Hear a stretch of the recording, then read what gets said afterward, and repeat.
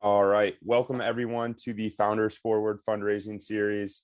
It's November 19th. We're starting to wrap this thing up. Jonathan, tell us some good news. Yes, we have a term sheet right now.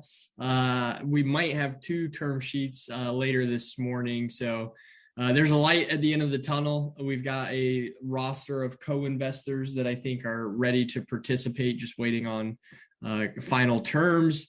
And I think that'll move pretty quickly. So hoping to wrap.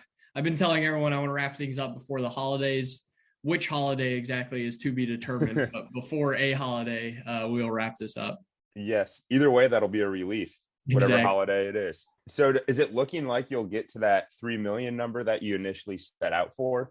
Yeah, we'll end up between, um, we're going to be somewhere between two and three, likely Okay. closer to three, and three is still on the table. There will probably be a small, we think, based off some of the forecasting we're doing, a small delta between where we end up with institutional investors and three, and then we might have a few quick conversations with some angel investors to see if they want to help us close that gap and top off the round, which would get us to that three number. Nice. And are you guys modeling anything for, say, you raise 2.5 instead of 3? Do you have a bunch of different financial models for forecasting 2022, or are you going to wait to see how that shakes out first? Yeah, we're going to wait to see how it shakes out first. It's something we've talked about, and we know we can dial that model up or down with some very specific tactics in the business. So we have a model for three. I actually was talking to our finance partner yesterday. Obviously the options are, if we come in at less than three, we can shorten the runway or do some things to keep that runway about the same. And so we would look at both options, but there is no fear of coming in, like being under three would not cripple the business, obviously. Yeah. And I think you see like a lot of people are constraints actually can help fuel growth too. One, Yeah, maybe you don't hit that number and you got to be a little bit more dialed with your spend and your burn and everything like that too. exactly. Um, Yeah, it's great perspective. so as term sheets are flying in, you've probably been going through due diligence the last couple of weeks. How has that been going? Any surprises there, or anything maybe you would have like prepared earlier or had done earlier? What's that I process had to kind of look update my like? resume. There was an investor who, one of the follow-on investors, they've got the most robust due diligence to this point, and they asked for resumes of key leaders, which I haven't touched my resume, fortunately, in several years. So that was just, That's pretty funny.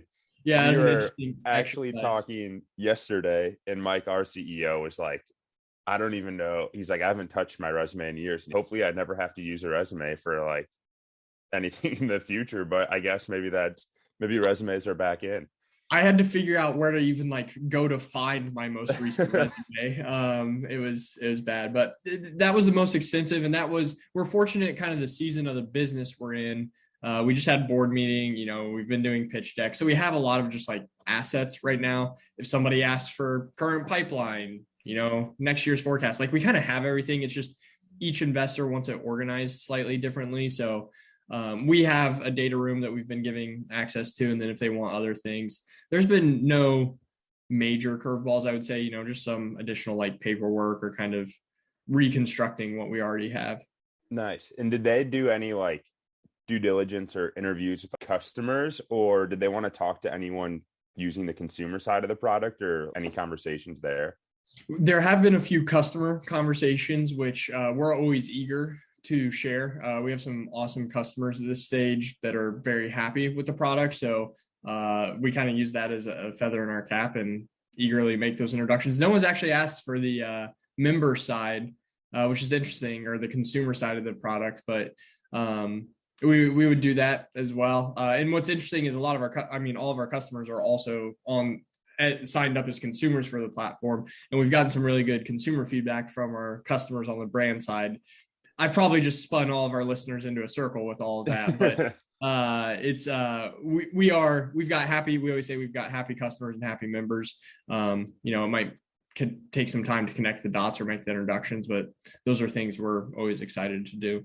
Yeah, I love that. Let's say you end between 2 or 3 million, hit the ground running with hiring, or what's kind of the game plan? So we are a little bit unique. I think, the traditional answer maybe with a traditional B2B SaaS company would be hiring, sales, and engineering. We do have some of that in our model, but we actually don't have, we're on the February fiscal year. We don't have any hires for the remainder of this fiscal year, and only 3 positions we would add in Q1 of next year.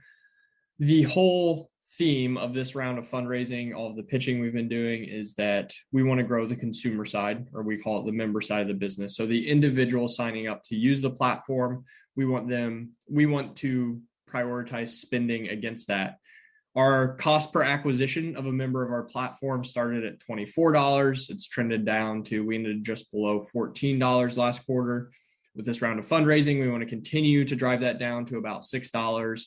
Grow our member base from, we're at about 2,500 right now. We want to grow that to 50,000.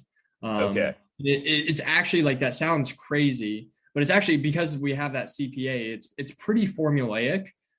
We know kind of what our baseline growth model looks like. And then if we can add some spikes into that with some of our own campaigns, announcements, releases, et cetera, that is a very realistic target for us. So we'll continue to drive ARR as well, but really the focus for the business is going to be on member growth.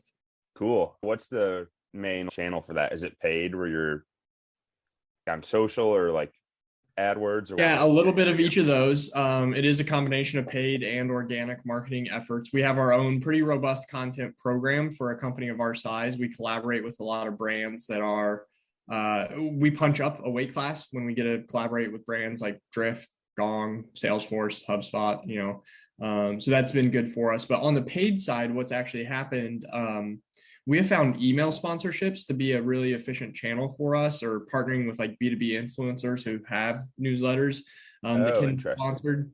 We kind of backed into it as we were just trying to experiment in other channels. But when you think about it, it does make sense. Our target is high volume content consumers, or like intellectually curious professionals. Those individuals all subscribe to a lot of newsletters, follow a lot of influencers, a lot of thought leaders. And we found a niche there that's been really good for our business. Cool. Yeah, we'll make sure to throw some plugs for the juice into our weekly newsletter. Appreciate that. Yeah. And I like what you were saying about punching above your weight class. I think that's straight out of Scott Dorsey's playbook, if I remember, to some of the high alpha events. One of the, during onboarding, one of the they call them the Magnificent Seven at high alpha. One of those 7 kind of things that you should think about focusing on is partnerships. And I think that the wording there is like stand on the shoulders of giants. That's what I've heard from them before. Yeah. And we're very fortunate. I mean, the High Alpha Network makes that more possible, but Brett, who leads our content efforts, has just done a tremendous job. Like, podcasting is such a kind of a cheat code to do some of that. You're just asking for a 30-minute meeting that turns into content for you and the person you're hosting.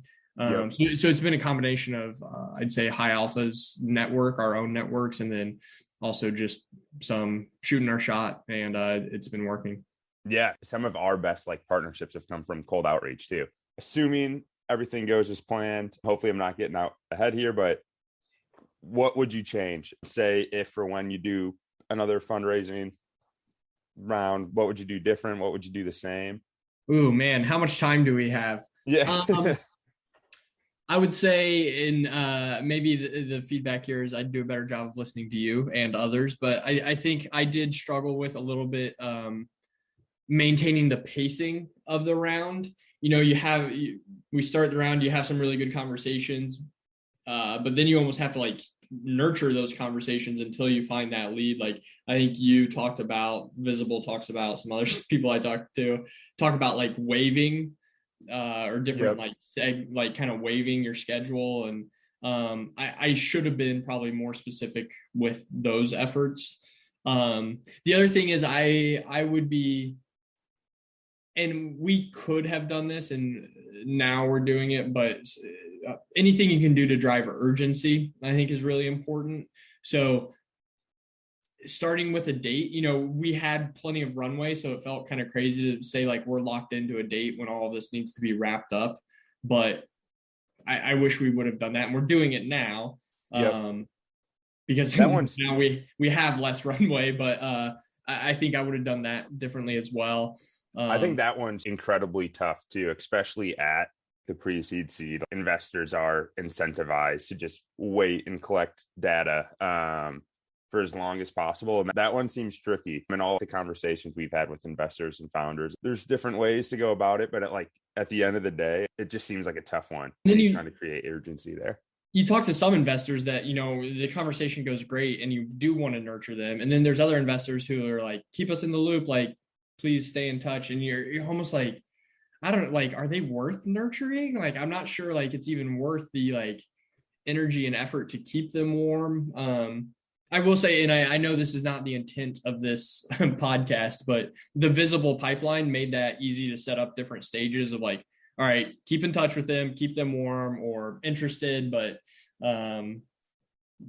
poor timing or whatever that may be. It was easy to organize that, so it was as efficient as could be. But those would be my two big things I would do differently: is have some urgency at the start of the process, or create some urgency at the start of the process, and then waive those introductions and the conversations to be a little bit more organized. Cool. Going off of that nurturing point. So now round's going to wrap up. Do you have a game plan to nurture any of those investors still? I know it's pretty early, but trying to close the round here. Come on. Yeah. No, it's a good question. And we have given it some thought. There have been some investors that were more Series A, maybe occasionally seed round investors that we talked to that were interested. And I actually have set up a few meetings for like the spring next year just to check in.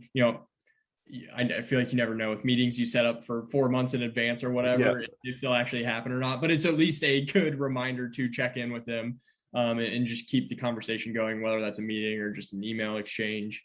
But there were a few, like, I would say high quality kind of tier 1, tier 2, like Series A investors that we'll look to nurture post seed round. Cool. Love that. Well, congratulations again on the first term sheet. We'll keep an eye out for hopefully the next couple to come through so you can enjoy the holidays, really relax. But we'll see if we catch up once more or if this is the wrap up episode. But can't thank you enough, Jonathan, for the time. This has been personally awesome to just sit in the seat with you and learn as you're going. And then I'm sure our audience will love this as well. So thank you very much. Yeah, thanks, Matt. This has been awesome as well. Partially therapeutic, partially cathartic, partially a learning experience. The last thing I say, I don't know if this will be our last episode or not, but if it is, if there are any, especially first-time founders or first-time fundraisers or CEOs that do want advice and want to learn how we set up our pipeline or made, templates for introductions or those sorts of things, please reach out to me. I was fortunate to have some CEOs in my life that did that for me. And I would love to pay that forward. Awesome. Love to hear it. Thank you, Jonathan. Thanks, Matt.